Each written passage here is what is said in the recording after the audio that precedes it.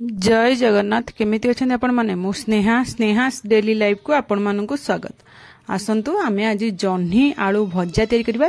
देखंतु एभली जह्नी आपण माने नै जिबे एमति लंबा लंबा करके काटी देबे ताकू जह्नी को तार चोपा ये करके माने जो सिरो गुडा जो थाए सब छड़े काटी देबे।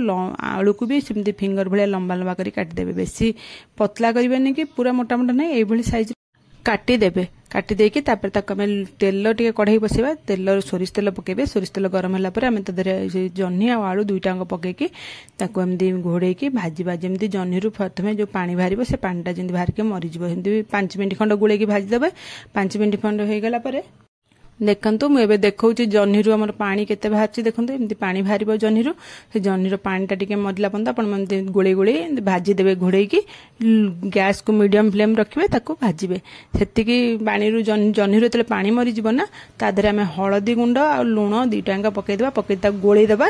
गोळे देकी आउ थरे घोड़ेकी आउ माने भाजीबा। जेमती जह्नी रु आउरी पानी बाहरिबो ना लूण हम पकैले लूण पकैले माने बहुत पानी बाहरिबो। से पानी मरला पंदा हमें माने ताकू घोड़ेकी मीडियम फ्लेम करके भाजीबा। 5 मिनिट थनका आपण माने चेक करथबे। चेक करता गोळौथबे नल तादरु तळे लागि जिवो। पानी मरला पंत आपण माने देखुथबे। देखंतु बे हमर पानी जह्नी रु जति पानी बाहरथिला सब जंग पानी मरि गलानी। हमर आलू भी 50% सिझी गलानी। जह्नी भी एटी 50% सिझ जाइतिबो। एतल टाइम ताकू हमें गोटे जगह काढी दबा। काढी देकी हमें कोन करिना कढ़ाई बसै दबा। एतरे हमें सोरिष तेल पकै दो। सोरिष तेल गरम होला भितरे एठी मु कोन जा गोटे रसुण नै आइछि आ कंचा लंका 4-5 टा आपण माने राग देखि कि नेबे। ताकू एमती छेची देबे।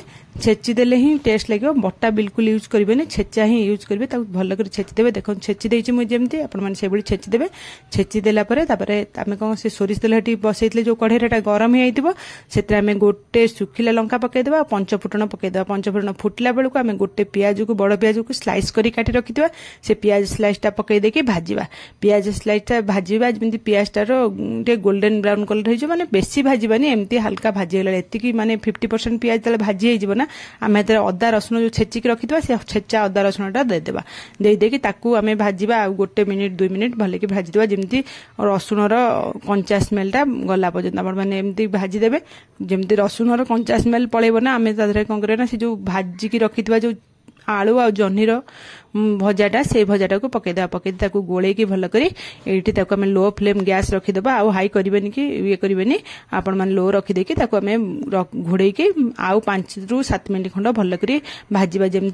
जेमिति हमर जह्नी भितरे जो अदा रसुण जो छेचाटा भल करी मिसी जिबा। मसलाटा माने भल करी जह्नी संगे आलू संगे मिसिकी भल करी भाजी हे जिबा। आ स्मेल मध्ये बहुत बढ़िया आसीबो। आपण माने सेबली घोड़े घोड़े एमती भाजी देबे। मझरे मझरे ताऊ गोळौथबे न तळे लागि जिबो पोडी जिबो। सिपे आपण माने मझरे मझरे गोळी गोळी एमती भाजी देबे। 5 रु 7 मिनिट खंड भाजी देला परे देखंतु हमर भजा भी एबे हेइ जिबो। मु बे आपण मानको आलू चेक करके देखौची। देखंतु आलू हमर पूरा सिझ जाईची। जह्नी भी पूरा सिझ जाईची। एबे देखंतु हमर भजा एबे रेडी हे गेला। एई भजाटा ना भात रुटी आपण माने परोटा सबुथिरे खाइ परिबे। पखाळ भात गरम भात सबुथिरे खाइ परिबे। एई भजाटा बहुत टेस्ट आ शीघ्र भी हे जाय। बहुत शीघ्र हे जिवो। आपण माने चाहिले एभली भाबे भजा दिने करिकी ट्राई करंतु। देखिबे बहुत टेस्ट लागिवो। भलो लागिले मो चैनल को लाइक शेयर सब्सक्राइब निश्चय करिवे। एठी तो मु आज एबे दे बाडी देखि देखितु। देखंतु हम भजाटा केते सुंदर देखा जाउची। जेमिति देखा जाउची जते सुंदर खाइबा को मध्ये सेतिकी टेस्ट। आपण माने थरे एभली करिकी देखंतु। एठी ए जो भजाटा को किछि नै केवल रुटी संग ना टिके प्याज आ लंका देखि लूण लेंबू दे खाइबे बढ़िया लागिवो। आपण माने तो जह्नी रे बहुत प्रकार रेसिपी ट्राई करथिबे कि थरे एभली जह्नी रे भजा करी देखंतु। एमदी रसुण कंचा लंका छेचा देकी भजा करंतु। आपण माने देखिबे बहुत टेस्ट लागिवो। रसुण कंचा लंका को केबे स्किप करिबेनी। से रसुण कंचा लंका छेचा रे ही हमर भजार स्मेल बढ़िया आसीबो। खाइबा को मध्ये बहुत टेस्ट लागिवो। आपण माने थरे एभली ट्राई करी घरे देखन। देखिबे घरे समस्त को पसंद आसीबो। भल लगिले मते कमेंट माध्यम निश्चय जानिबे। आमे तो भजा रेडी हे गलानी। आमे तो एबे जाउछु खाइबु। काली आपण मानन पई फेर गोटे नुवा रेसिपी नै आसीबी। रहुची जय जगन्नाथ।